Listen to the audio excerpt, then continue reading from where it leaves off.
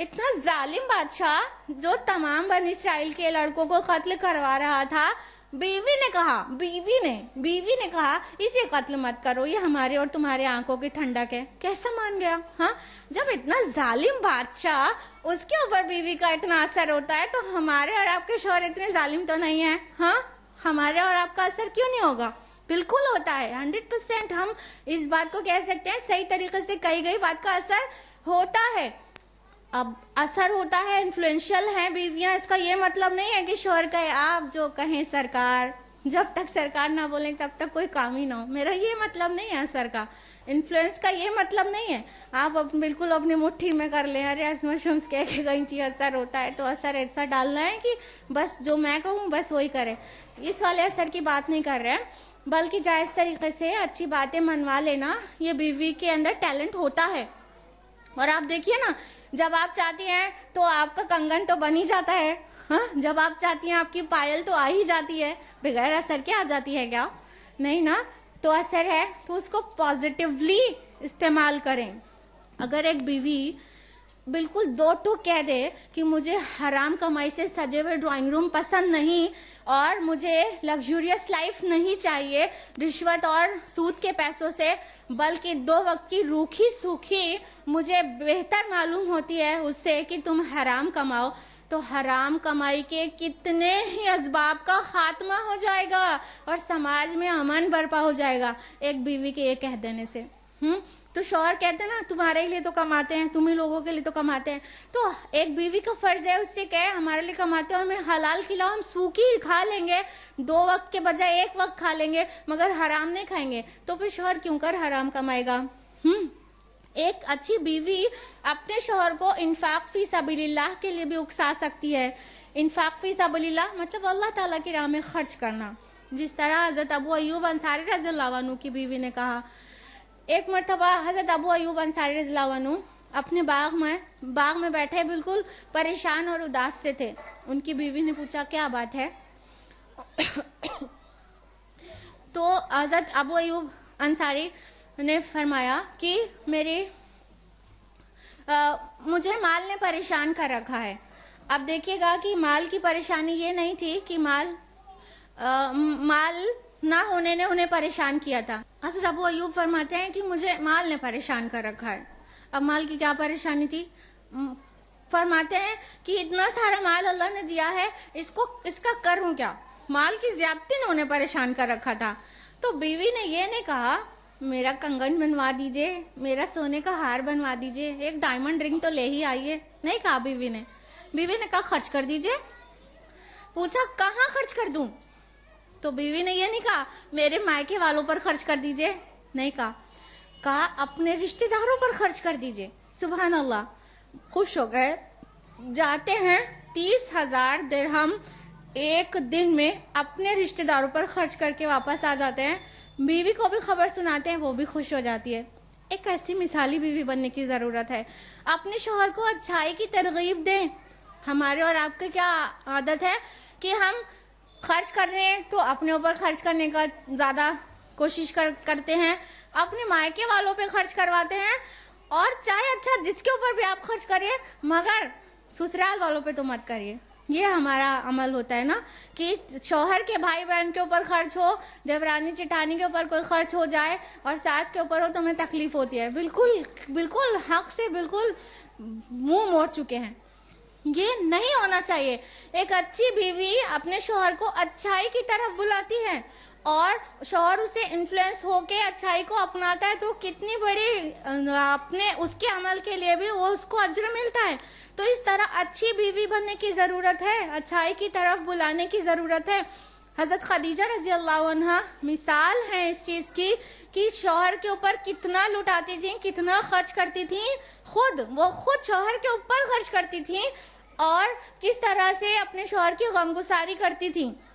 رسول اللہ صلی اللہ علیہ وسلم کو ایک بار مال کی ضرورت پڑی.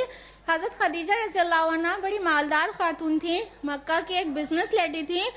انہوں نے اپنے مال کا ڈھیر لگا دیا جس میں ایک ہیومن ہائٹ पूरा छुप जाए उतना ढेर लगा दिया और मक्का के तमाम लोगों को, खास खास लोगों को बुलाकर कहा कि देखो फला इब्न फला, फला इब्न फला, मैं अपना पूरा माल अपनी रजा से मोहम्मद के नाम करती हूँ सल्लल्लाहु अलैहि वसल्लम।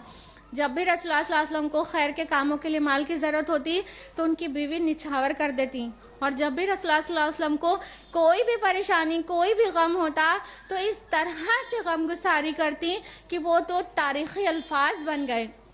जब रसूलुल्लाह सल्लल्लाहु अलैहि वसल्लम गारे हिरा में पहली वही रिसीव करके लौटे तो आप निहायत खौफज़दा थे।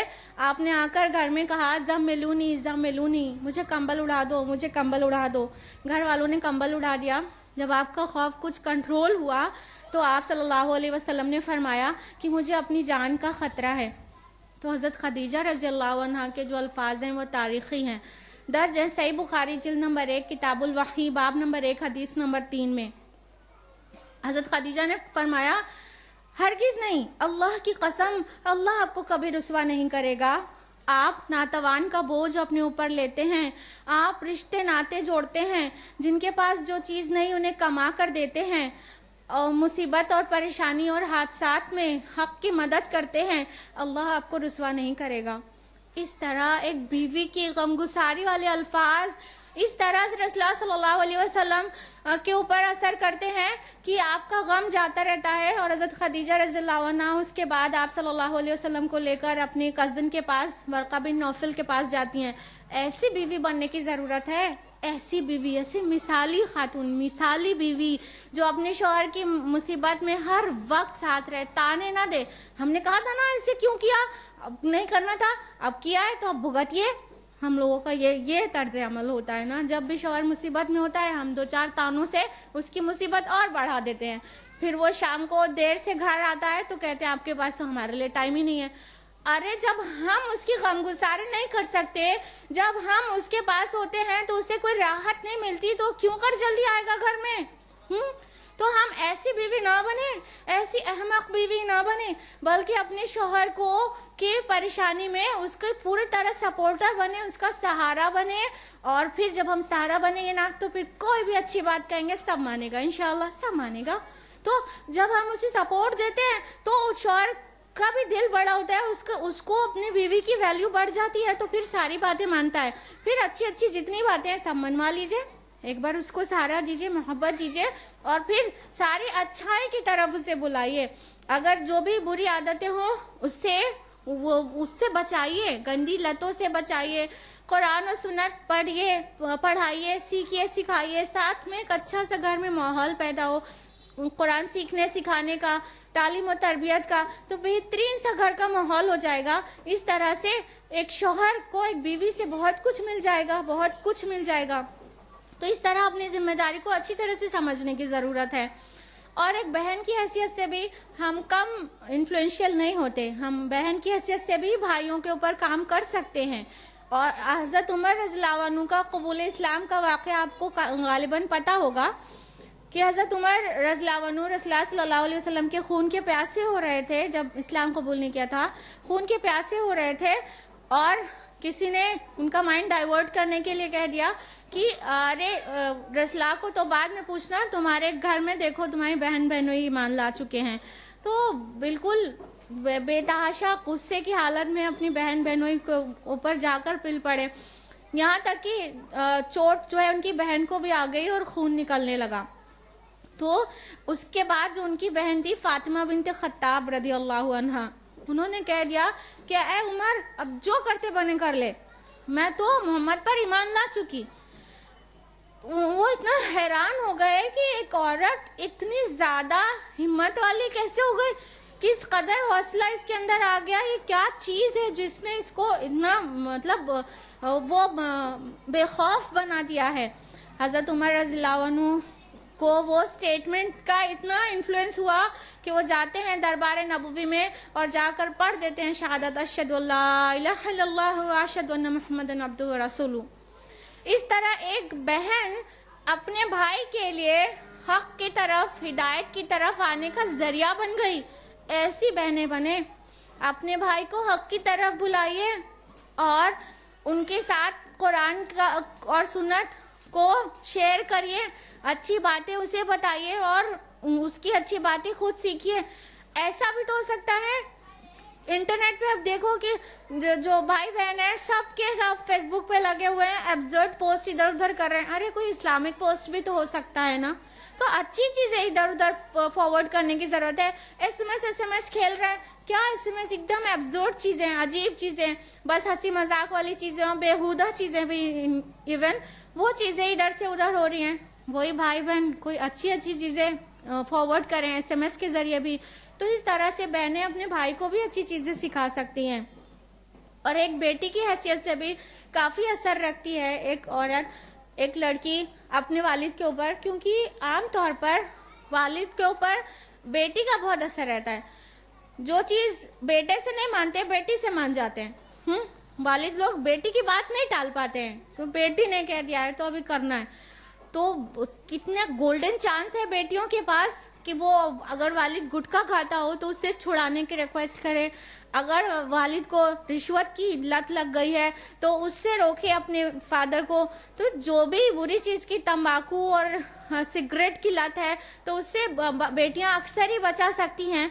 तो अच्छी चीजों के लिए अपने वालिद को भी कहने की जरूरत है। वालिद पे बेटी का बहुत असर होता है, तो हम बेटी की हैसियत से भी बहुत कुछ दे सकते हैं समाज को, अपने वालिद को सुधार के उन्हें नमाज की आदत डलवाएं।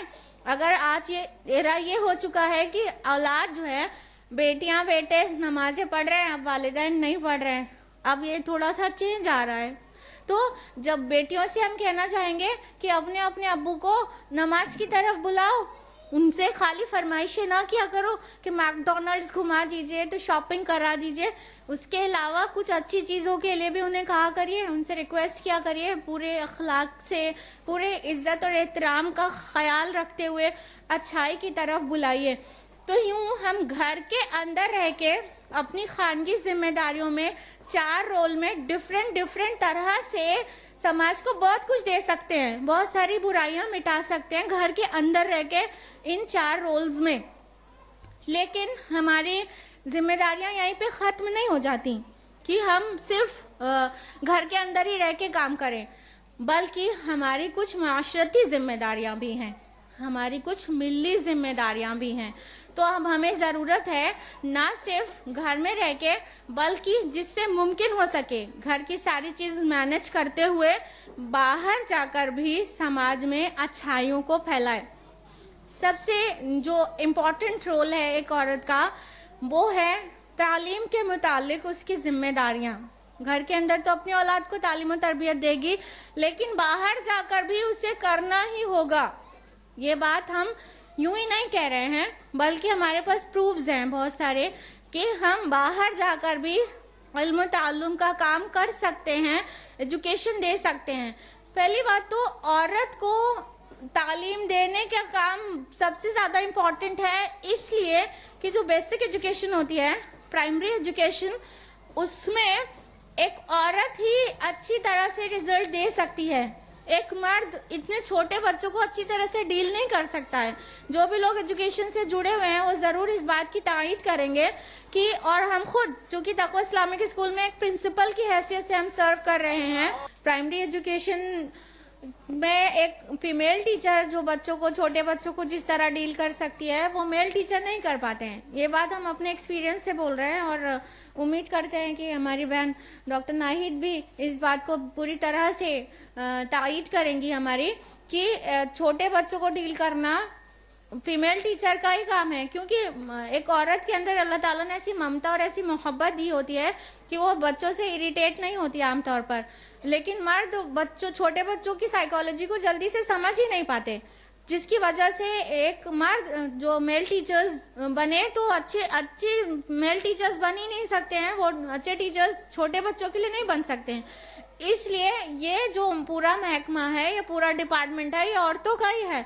तो एक औरत आला तालीम हासिल करे और फिर वो बच्चों को एजुकेशन दे, ये भी हमारी जिम्मेदारी है। अगर हमारे पास फीमेल टीचर्स नहीं होंगी तो किस तरह से ये उम्मत के नौनिहाल किस तरह से तालीम और तरबियत पाएंगे फिर स्कूल में। तो इस तरह हम खवातीन अच्छी तालीम हासिल करके एजुकेशन फील्ड में जाएं और वहाँ पे सर्विसेज दें। اور ظاہر بات ہے کہ جب ہم کہہ رہے ہیں کہ ایسی جگہوں پر سروسز دیں اپنی، تو ظاہر ہے ہمیں تعلیم بھی اچھی حاصل کرنا ہوگا. جب ہم ایجوکیٹڈ ہوں گے تب تو ایجوکیشن فیلڈ میں جا کے ایجوکیشن دیں گے. تو اچھی تعلیم حاصل کرنا ہمارے لیے بھی فرض ہے.